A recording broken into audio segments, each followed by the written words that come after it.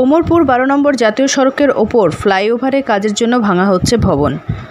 রঘুনাথগঞ্জ ওমরপুর 12 নম্বর জাতীয় সড়কের ওপর ফ্লাইওভারের কাজ শুরু করার জন্য জমি অধিগ্রহণ কর্মসূচি শুরু হয়ে গিয়েছে ইতিমধ্যেই। অধিগৃহীত জায়গায় যাদের বাড়ির দোকান অবস্থিত তাদের বেশ কিছুদিন পূর্বে ভেঙে দেওয়ার নির্দেশ দিয়েছিল প্রশাসনিক কার্যকর্তারা। সূত্রের খবর, একাধিকবার নোটিশ করার পরেও অনেকেই তা কর্ণপাত করেননি। সেই কারণেই এবার এনএইচএআই, জঙ্গিপুর পুলিশ জেলার বিরাট পুলিশ বাহিনী এবং প্রশাসনিক আধিকারিকদের সঙ্গে নিয়ে বুলডোজার দিয়ে জায়গা অধিগ্রহণের কাজ শুরু করেছে। ভেঙে ফেলা হচ্ছে অধিগৃহীত জায়গার ওপর থাকা একাধিক অবৈধ ভবন।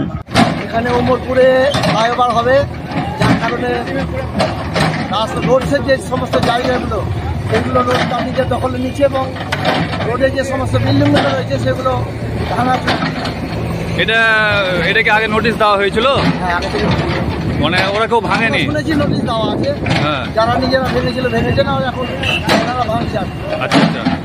রঘুনাথগঞ্জ থানার অন্তর্গত মথুরাপুর মোড় থেকে মঙ্গলজন মোড় পর্যন্ত 12 নম্বর জাতীয় সড়কের দুই দিকের অবৈধ ভবন ভেঙে ফেলা হবে বলেই জানা যাচ্ছে। ফলে এবার যানজটমুক্ত হবে জঙ্গিপুর শহর সহ আশেপাশের এলাকা।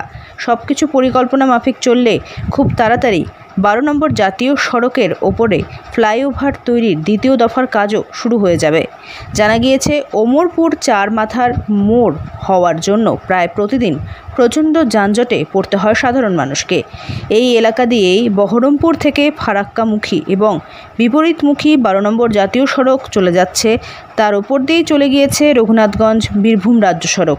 সেই কারণেই প্রতিনিয়ত যেমন দুর্ঘটনা ঘটে, তেমন জাতীয় সড়ক পার করে বীরভূম যাওয়ার রাজ্য সড়ক ধরতে সাধারণ মানুষকে প্রচণ্ড অসুবিধার মধ্যে পড়তে হয়। এর ফলে ওমরপুর 12 নম্বর জাতীয় সড়ক মোড়ে নিত্যদিন চরম যানজটের শিকার হতে হতো নিত্যযাত্রীদের, যার ফলে রঘুনাথগঞ্জ শহরেও প্রতিনিয়ত যানজটের দুর্বিষহ হয়ে উঠেছিল সাধারণ মানুষের জীবনযাত্রা।